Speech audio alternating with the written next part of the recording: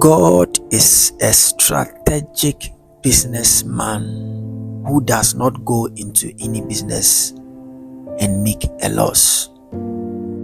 God's stewards must be profitable unto himself. Whatever God entrusts in your hand, you have to be profitable. And that is why there is an accountability. God gave his only son to make a lot of sons for himself. The sonship construct is a way of God maximizing or making markets of opportunities. In the book of Matthew 25, 17, 18, 19, 22 downwards, we see a very nice story of a man that before he traveled, he gave one 5 gold, one 2, and the other was given 1. The Bible said that, and he knew their abilities in the past, and based on that, he gave them according to their strength. Now, it turned out that the one that was given 5 because of his ability proved himself worthy of accountability. So when he gave his master an extra 5 of the 5 that was given, his master said, "Good and faithful servant, you that a little has been given, you have made much out of it, and because of that, much shall be given to you." He said the same thing to the second servant that was given 2 gold. He also made 2 out of it. Now, the last servant that was given 1, he was given 1 not because he was not liked, or he was not loved, or he was not a beloved to the master. It was because he had portrayed certain ability of mischievousness, an ability of too much sensible, an ability that is scared to take a risk in his business with the master. And so when he was given the 1, guess what he did? He dug the ground and hid the gold. Now, one thing we have to understand is, those of us who know gold business and those of us who have done much about the earth science, you understand that if you put gold at one place and make a demarcation or get the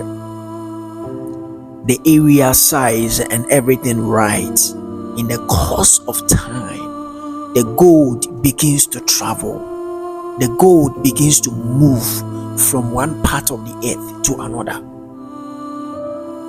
And so for that servant that he thinks he's too wise to actually dig the ground and hide his gold because he was scared that the master will not forgive him if he does not make any profit out of it, that act alone is the worst decision ever to make, because gold travels in the earth. He could have lost that gold. Now, why did he do that? Because he was scared, he was afraid. And look at what he told his master when he was asked, "What have you done from the one that I gave you?" He said that, "You," a servant telling the master, he said, "You are a hard man. You reap what you have not sown, and you gather where you have not scattered seed. Because of that, I was scared. So I hid the gold you gave me in the soil.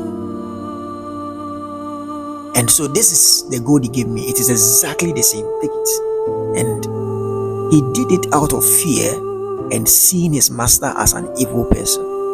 Now his master also referred to him, said, "You are a very wicked and a lazy servant." And he said that because he had known him all the time. He said, "If you know that I am a hard man, and you all the things you said that I reap where I have not sown," I said, "Why didn't you give the gold to investors that can trade with it?" And by the time that I return, you can go for it and get the interest on it. This scripture will tell us something very sensitive. God is a businessman, and the reason why we are going to be judged and there is an accountability of whatever God has given us is because his nature is profitable. God does not lose. God is a profitable God, and that is why whatever he placed on a person's life, it has to be profitable. Even though God knew his ability, even though God knew his ability that he's a lazy guy, he's a wicked guy, but God still expected him to make something out of the little given to him. And by that, God can depend on that to bless him more. Sometimes in life, when we are scared to make decisions because we feel and we know too much, it's actually the most biggest risk that we can ever make.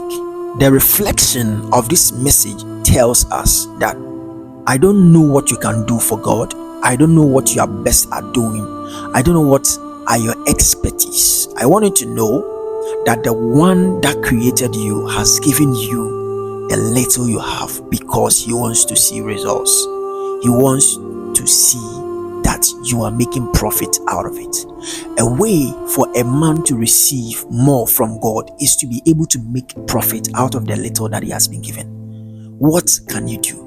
And that is a question you need to ask yourself. What can I do to prove to God that I am worthy of the little he's given me? In conclusion, God has got those who are consistent in their dealings with him, and by that consistency they have been able to attract the attention of God on their lives.